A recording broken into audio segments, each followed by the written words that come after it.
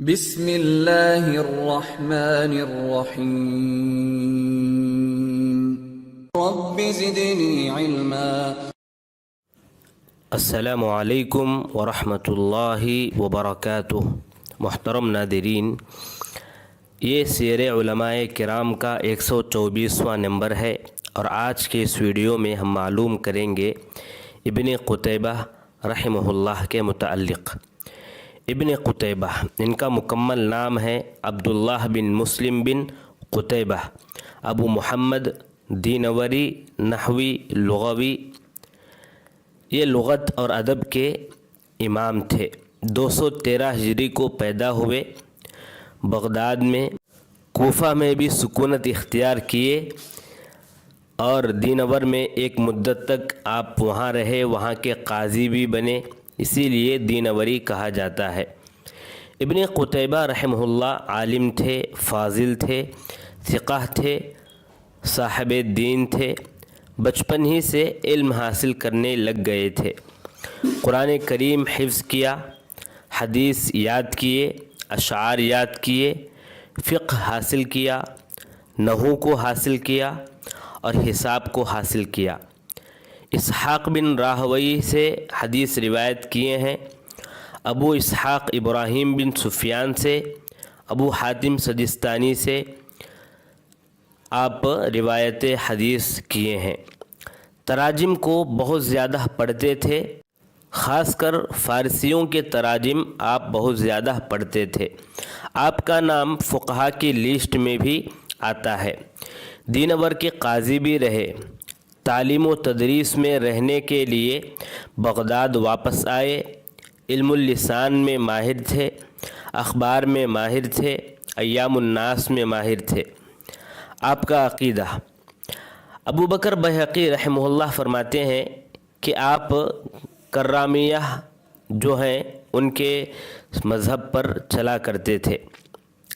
دارقطنی رحمہ اللہ فرماتے ہیں کہ آپ مشبہہ والوں کی طرف مائل تھے، لیکن امام ذہبی رحمہ اللہ فرماتے ہیں کہ تشبیہ دینے والوں میں سے آپ نہیں تھے۔ وہ فرماتے ہیں میں نے ان کو مشکل الحدیث میں ثابت کرنے والوں کے خلاف نہیں دیکھا۔ اور امام صفدی رحمہ اللہ بھی یہی کہتے ہیں کہ وہ مشبہہ میں سے نہیں ہیں، بلکہ ان کی مشبہہ کے خلاف ایک کتاب موجود ہے۔ قاسم بن اسبغ فرماتے ہیں کہ ایک مرتبہ ہم ان کے ساتھ تھے کہ ایک جماعت آئی، ان کے ہاتھوں میں قلمیں تھیں۔ انہوں نے کہا کہ حدیثیں بیان کریں۔ ابن قتیبہ سے انہوں نے کہا کہ آپ حدیثیں بیان کرو، تو انہوں نے کہا کہ میں حدیثیں کہاں سے بیان کروں، میں حدیثیں بیان نہیں کرتا۔ انہوں نے کہا ایسا نہ کہیں، بلکہ آپ کے پاس جو اسحاق بن راہوی کی روایتیں ہیں وہ کم سے کم سنا دیں۔ کہا میں نے سناؤں گا۔ آپ مجھ سے حدیثیں بیان کرنے کی بات کرتے ہو، حالانکہ بغداد میں 800 سے زائد محدثین موجود ہیں، اور ہر محدث میرے مشائخ کی طرح ہیں، اور آپ جو ہے مجھ سے روایت حاصل کرنا چاہتے ہیں، اسی لیے میں حدیث روایت نہیں کرتا، یہ جو ہے آپ فرماتے ہیں۔ ابن خلکان فرماتے ہیں کہ لوگ کہتے ہیں کہ اکثر اہل علم کا کہنا ہے کہ ادب الکاتب کتاب نہیں بلکہ خطبہ ہے، اور اصلاح المنطق کتاب ہے، خطبہ نہیں۔ یہ تعصب سے کہی گئی بات ہے، کیونکہ ادب الکاتب ہر چیز کو جمع کیا ہے۔ ادب الکاتب میں خطبہ لمبا ہے، اسی لیے شاید لوگ اس کو جو ہے خطبہ کہتے ہیں، اور اصلاح بغیر خطبے کے ہے، اس لیے اس کو بغیر خطبے کے کہتے ہیں۔ انہوں نے اس کو ابو الحسن عبید اللہ بن یحییٰ ابن خاقان، جو وزیر معتمد علی اللہ بن متوکل علی اللہ کے وزیر تھے، ان کے لیے لکھے تھے یہ اصلاح۔ ابن کثیر رحمہ اللہ فرماتے ہیں کہ نحوی تھے، لغوی تھے، بہترین اور مفید کتابوں کے مؤلف تھے۔ امام ذہبی رحمہ اللہ فرماتے ہیں حدیث والے نہیں تھے، مشہور علماء میں سے تھے۔ ان کے پاس بہت سارے فنون تھے اور اہم علوم تھے۔ شوقی ضیف فرماتے ہیں کہ جاہز کے بعد ادب کے بہت بڑے مؤلف مانے جاتے ہیں۔ سنی تھے، محافظ تھے۔ احمد امین فرماتے ہیں کہ عالم تھے، ادیب تھے، مختلف علوم و فنون میں ماہر تھے، لغت، ادب، نحو، شعر، حدیث، فقہ، تاریخ، دینی مذاہب میں آپ مہارت رکھتے تھے۔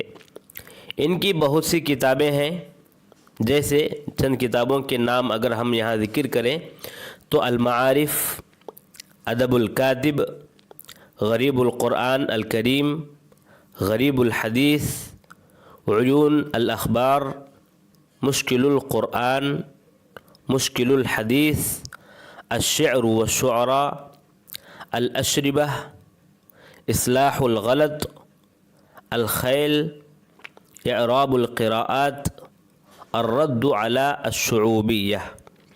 یہ آپ کی چند کتابیں ہیں۔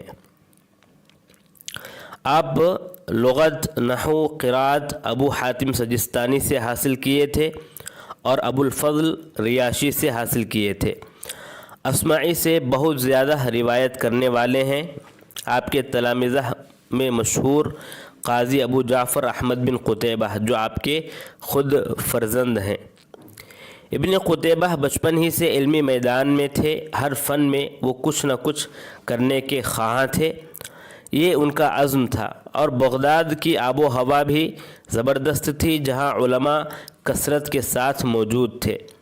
اس طرح علماء سے آپ نے حاصل کیا اور لغت میں امام ہوئے، سنت کے ناصر ہوئے، بدعت کو مٹانے والے ہوئے، حتیٰ کہ ان کے بارے میں کہا جاتا ہے کہ آپ فقہاء کے خطیب ہیں اور خطباء کے فقیہ ہیں۔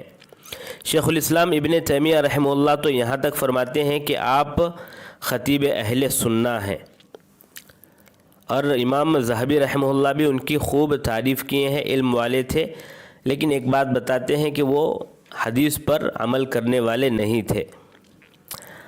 آپ کو مفسرین میں بس ایک بات کی وجہ سے شامل کیا جاتا ہے کہ آپ غریب القرآن کے نام سے آپ کی ایک کتاب ہے، جو قرآن کے الفاظ میں بعض جو عرب کے لیے بھی مخفی رہ جاتے ہیں الفاظ، کیونکہ عرب میں کئی قبائل ہیں، تو اہل عرب میں بعض اچھی طرح سے عربی جانتے ہیں اور بعض اچھی طرح سے نہیں جانتے، تو لہٰذا جو مخفی رہ جاتی ہیں ان کو ان کے پاس الفاظ میں، قرآن کے الفاظ میں اس کی جو ہے یہاں پر تشریح کیے ہیں۔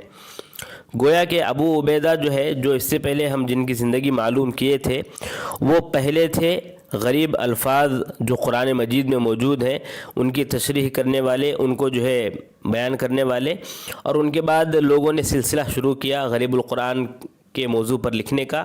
ان میں سے ایک بہترین کتاب آپ کی بھی مانی جاتی ہے، یعنی ابن قتیبہ کی بھی مانی جاتی ہے، اور آپ کی ادب الکاتب بھی کافی مشہور کتاب ہے۔ ابن قدامہ رحمہ اللہ فرماتے ہیں کہ اگر کسی کو ادب سیکھنا ہے تو وہ 4 کتابوں کو پڑھے، ان میں سے ایک کتاب وہ بتاتے ہیں کہ ادب الکاتب ابن قتیبہ کی، اور دیگر کتابیں بھی فرماتے ہیں العقد الفرید ہے، اور اسی طرح جو ہے المبرد کے الکامل ہے، اور ادب الکتاب نے یا کچھ اور بتاتے ہیں وہ۔